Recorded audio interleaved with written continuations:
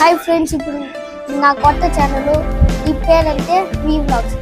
నా ఛానల్ ఇప్పుడు ట్రావెల్ వస్తుంది, కుక్కుడ్ వస్తుంది, డైలీ యాక్టివిటీస్ ఇంకా చాలా. విశాల్ ఏనమ్మా కాస్త కరేపాకు ఎత్తుకోర్రా. అమ్మ కరివేపాకు తమ్మని చెప్పింది తప్పుదాం.